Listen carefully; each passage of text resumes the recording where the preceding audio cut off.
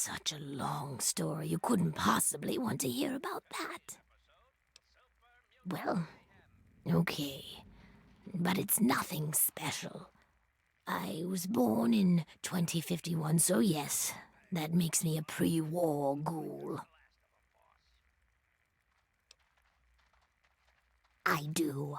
I was in a shelter with my father when the bombs hit. In D.C., we had the luxury of getting a warning after the West Coast was gone. I was just a little girl then. We couldn't afford a space in one of the vaults. I remember filing down into that shelter, my father rushing me in. He stopped to help this one family. And I looked up and called his name. There was a flash of light brighter than anything you can imagine. I woke up a few hours later. The first thing I did was run up to where my father had been. He was gone. But the strangest thing, there was his shadow, burned into the wall, so crisp and clear, like he was standing next to me. The heat had burned it into the concrete.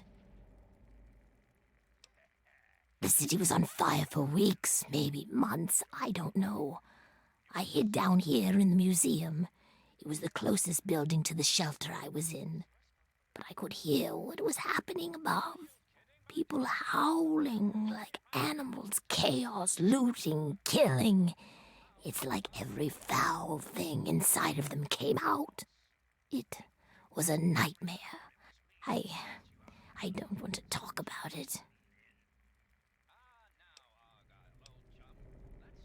I don't know how it happens. Dr. Burroughs says it was radiation. All I know is that people kept showing up here in the museum. After things calmed down above ground, we tried to live down here as best we could. After a while, things got strange. My skin started to get dry and flake off. Everyone's did. It took a while. Months, maybe a year. But sooner or later, everyone ended up like this. Some of them went crazy. Some of us just accepted it. After a while, other ghouls would find their way in here, and Underworld just sort of grew. No one bothered us down here. We were happy enough to leave them alone.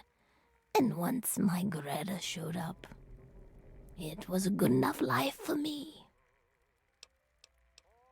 You tell the same story for 200 years, you'll feel pretty uninteresting too.